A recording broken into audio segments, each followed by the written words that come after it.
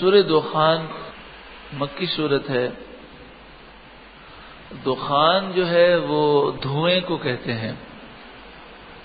آگ سے جو دھواں پیدا ہو اسے بھی دخان کہتے ہیں، اور دوسرے قسم کے جو دھوئیں ہوں انہیں بھی دخان کہتے ہیں.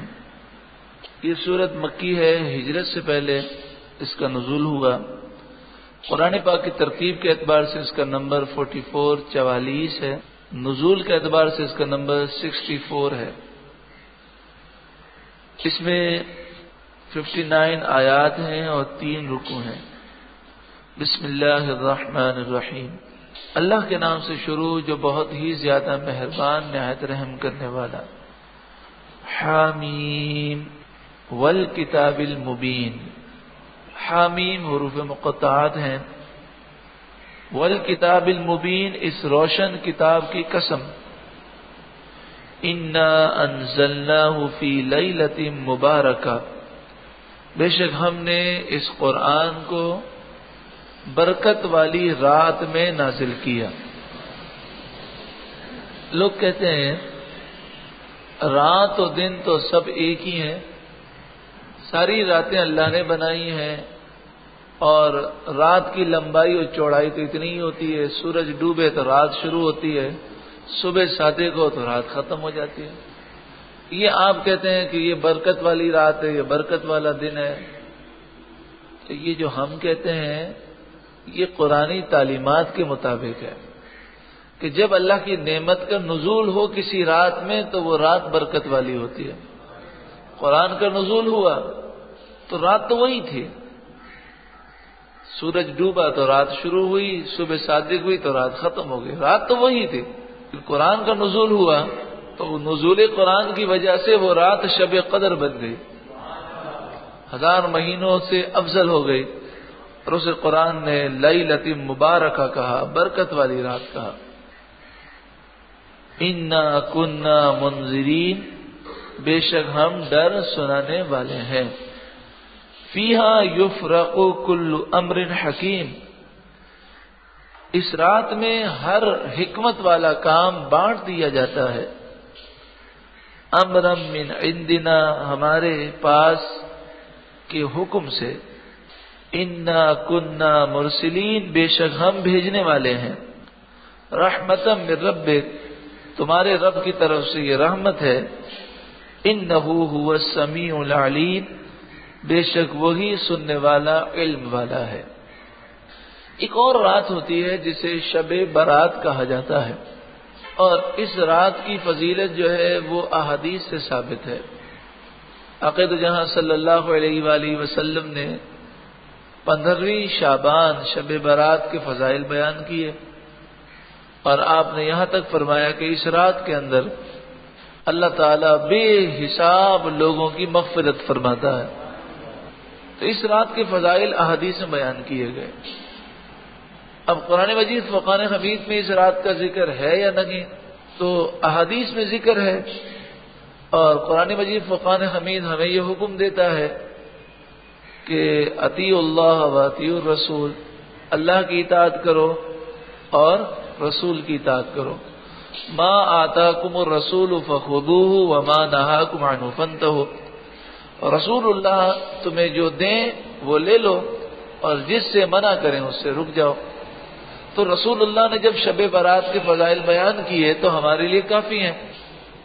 اب اگر قرآن مجید فرقان حمید میں ہمیں اس رات کا ذکر نہ ملے تو کوئی حرج نہیں ہے. ہمیں دیکھیں نا، قرآن مجید فرقان حمید میں نماز کا ذکر تو ملتا ہے، لیکن نماز پڑھنے کا طریقہ کیا ہے؟ فجر، ظہر، عصر، مغرب، عشاء، ان کے نام اور ان میں کتنی رکعتیں فرض ہیں، یہ ساری تفصیلات ہمیں قرآن پاک میں نہیں ملتی، ہمیں احادیث طیبہ میں ملتی ہیں.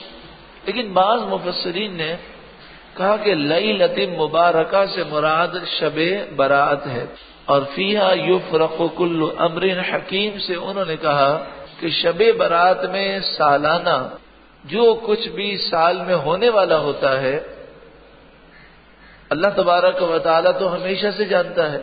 تو جو فرشتے اس کام پر مقرر ہوتے ہیں انہیں سالانہ ڈیوٹیاں جو ہیں وہ اس رات دے دی جاتی ہیں. اور بعض مفسرین نے کہا کہ اس رات سے مراد شب قدر ہے اور شب قدر میں یہ ڈیوٹیاں دی جاتی ہیں، اور بعض نے کہا کہ اس سے مراد شب برات ہے۔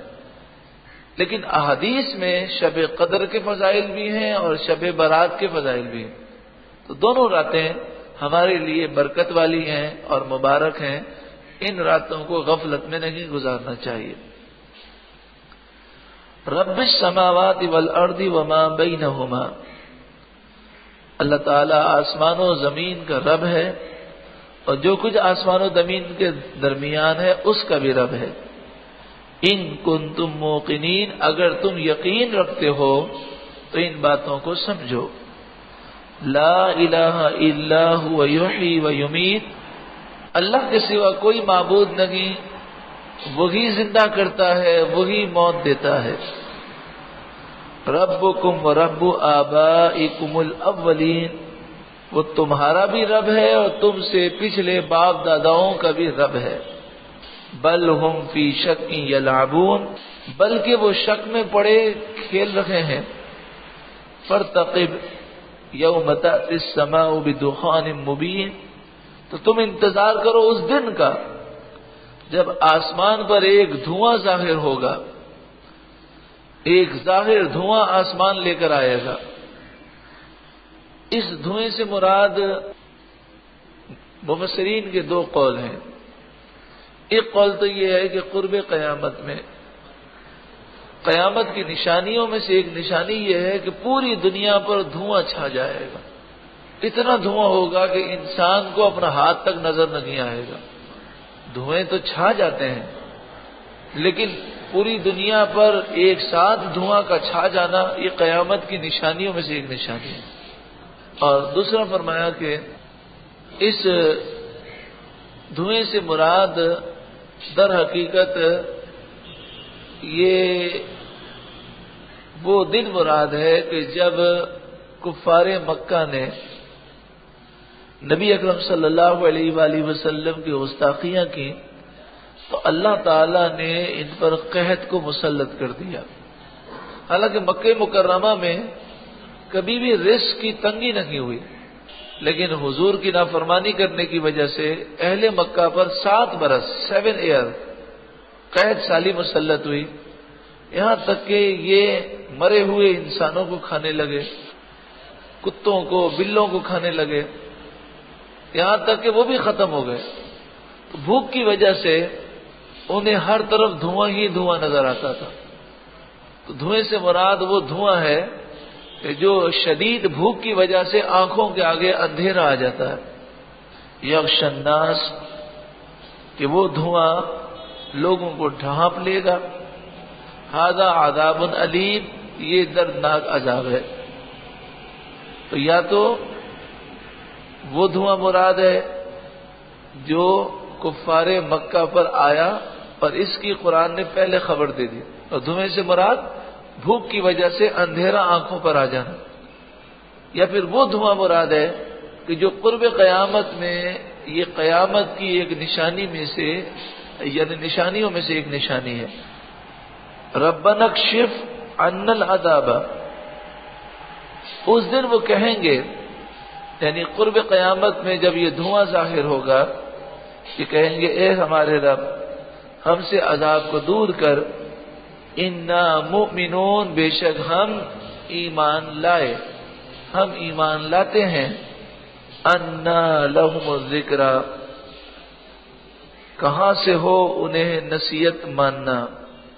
وقد جاءہم رسول مبین، حالانکہ ان کے پاس صاف بیان فرمانے والے رسول تشریف لائے، سب کچھ دیکھنے کے باوجود وہ ایمان نہ لائے، تو اس مصیبت سے نجات پائیں گے، پھر وہ اپنی اسی حالت پر کھڑے رہیں گے۔ ثم تولوا عنہ، پھر وہ اس سے منہ انہوں نے پھیر لیا۔ وقالوا معلم مجنون، اور انہوں نے حضور کے متعلق کہا کہ یہ معلم ہے، انہیں سکھایا گیا ہے، یہ مجنون ہے، نعوذ باللہ من ذالک۔ انا کاشف العذاب قلیلا، ہم کچھ دنوں کو عذاب کھول دیتے ہیں، انکم عائدون، پھر یہ دوبارہ ایسی ہی حرکتیں کریں گے. یعنی مختلف تکالیف آتی ہیں، جیسے ہی تکلیف جاتی ہے پھر وہ ویسے ہی بن جاتے ہیں. یوم نبطش البطشۃ الکبریٰ، جس دن ہم سب سے بڑی پکڑیں گے، یعنی کل بروز قیامت. انا منتقمون، بے شک ہم انتقام لینے والے ہیں. وَلَقَدْ فَتَنَّا قَبْلَهُمْ قَوْمَ فِرْعَوْنَ، اور بے شک ہم نے ان سے پہلے فرعون کی قوم کو آزمایا. وَجَاءَهُمْ رَسُولٌ کریم، اور ان کے پاس ایک معزز رسول تشریف لائے. ان ادوا الی عباد اللہ، کہ اے فرعونیوں، اللہ کے بندوں، اللہ کے بندوں کو مجھے سپرد کر دو. یعنی بنی اسرائیل جو فرعونیوں کی قید میں تھے، ان سے کہا گیا ان بنی اسرائیل کو آزاد کرو. کس نے کہا؟ موسیٰ علیہ السلام نے. انی لکم رسول امین، بے شک میں تمہارے لیے رسول ہوں، امانت دار ہوں. وَأَلَّا تَعْلُوا عَلَى اللَّهِ، اور اللہ کے مقابلے میں تم سرکشی نہ کرو. انی آتیکم بسلطان مبین، بے شک میں تمہارے پاس ایک روشن سند لایا ہوں. وَإِنِّي قُلْتُ بِرَبِّي وَرَبِّكُمْ أَن تَرْجُمُونَ، اور جو تم مجھے دھمکیاں دیتے ہو کہ ہم تمہیں پتھر مار مار کے ہلاک کر دیں گے، تو اس سے میں پناہ مانگتا ہوں اس رب کی جو میرا بھی رب ہے اور تمہارا بھی رب ہے. وَإِن لَّمْ تُؤْمِنُوا لِي فَاعْتَزِلُونِ، اور اگر تم میری باتوں پر یقین نہیں کرو گے تو میں تم سے دور ہٹ جاؤں گا، تم سے کنارہ کشی اختیار کروں گا. وَإِن لَّمْ تُؤْمِنُوا لِي، اور اگر تم میری باتوں کا یقین نہیں کرتے، فَاعْتَزِلُونَ، تو تم مجھ سے دور ہو جاؤ، میں تم سے دور ہو جاتا ہوں. یعنی مجھ پر تم ظلم نہ کرو اور مجھے نقصان پہنچانے کی کوشش نہ کرو. اگر تمہیں میری باتیں سمجھ میں آتی ہیں تو یقین کرو، ورنہ تم مجھ سے دور ہو جاؤ. فَدَعَا رَبَّهُ أَنَّ هَؤُلَاءِ قَوْمٌ مُجْرِمُونَ، لیکن جب قوم نے ماننے سے انکار کیا اور ظلم و ستم پر وہ آمادہ ہوئے، تو حضرت موسیٰ نے دعا کی اپنے رب سے، بے شک یہ لوگ مجرم ہیں. فَأَسْرِ بِعِبَادِي لَيْلًا إِنَّكُمْ مُتَّبَعُونَ، تو حکم ہوا کہ میرے بندوں کو یعنی بنی اسرائیلیوں کو راتوں رات آپ لے جائیں، بے شک آپ کا پیچھا ہوگا. وَاتْرُكِ الْبَحْرَ رَهْوًا، پھر آپ خود دریا کے پار چلے جائیے گا. آپ عصا سے عصا مار کر دریا کے 12 راستے کریں اور پھر آپ دریا کے پار ہو جائیں، لیکن یہ راستے اسی طرح رہنے دیں تاکہ یہ کافر بھی دریا کے بیچ میں آ کر ہلاک ہوں. وَاتْرُكِ الْبَحْرَ رَهْوًا، اور دریا کو یوں ہی جگہ جگہ کھلا چھوڑ دیں. إِنَّهُمْ جُنْدٌ مُغْرَقُونَ، بے شک وہ لشکر اب ڈبو دیا جائے گا. یہاں پر ایک بات صرف غور کر لیں، دریا میں سمندر میں 12 راستے اللہ نے پیدا کیے. جب موسیٰ علیہ السلام اس کے کنارے پہنچے اور آپ نے رب کی بارگاہ میں دعا کی کہ مالک سامنے سمندر ہے، پیچھے دشمن ہے، تو اللہ تبارک و تعالی نے 12 راستے پیدا کیے. لیکن کس طرح پیدا کیے؟ موسیٰ علیہ السلام کو حکم دیا کہ اپنا عصا اس پر ماریں. یعنی اللہ تعالیٰ فضل و کرم دکھاتا ہے اور نازل فرماتا ہے، لیکن اپنے نبیوں کے ذریعے. موسیٰ علیہ السلام کو حکم دی، اللہ تعالیٰ چاہتا تو ایسے ہی 12 راستے ہو جاتے، لیکن نبیوں کو اس نے وسیلہ بنایا. دوسری بات یہ کہ اللہ تعالیٰ نے لوگوں پر اپنے نبی کی شان دکھائی، تو دینے والا تو اللہ ہی ہے. لیکن حضور فرماتے ہیں واللہ یعطی وانا قاسم، خزانے اللہ دیتا ہے اور تقسیم میں کرتا ہوں. تو اس میں بھی اللہ نے اپنے محبوب کی شان دکھائی ہے. کم ترکو من جنات وعیون، اب عبرت کا مقام ذکر کیا جا رہا ہے. کئی باغات و عیون اور کئی چشمے وہ چھوڑ گئے. فرعونی مصر سے بھاگے بنی اسرائیل کے پیچھے. وزروع کئی کھیت انہوں نے چھوڑ دیے. ومقام کریم اور عمدہ مکانات چھوڑ دیے. ونعمت اور کئی نعمتیں انہوں نے چھوڑ دی.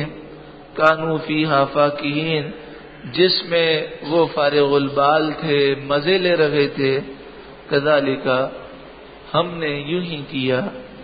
وَأَوْرَثْنَاهَا قَوْمًا آخَرِينَ اور ان چیزوں کا مالک دوسری قوم کو کر دیا. ایسا ہی ہوتا ہے, مرنے والا جو بھی مرتا ہے, کئی باغات, چشمے, کھیتیاں, بینک بیلنس, فیکٹریاں, کاریں, بنگلے سب چھوڑ کے جاتا ہے. لیکن جب مومن مرتا ہے تو مومن کے انتقال پر زمین بھی روتی ہے اور آسمان بھی روتا ہے. حدیث پاک میں 40 دن تک زمین و آسمان روتے ہیں. 40 دن تک زمین کے وہ حصے روتے ہیں کہ جہاں پر مومن نے بیٹھ کر اللہ کا ذکر کیا ہو, اللہ کی عبادت کی ہو.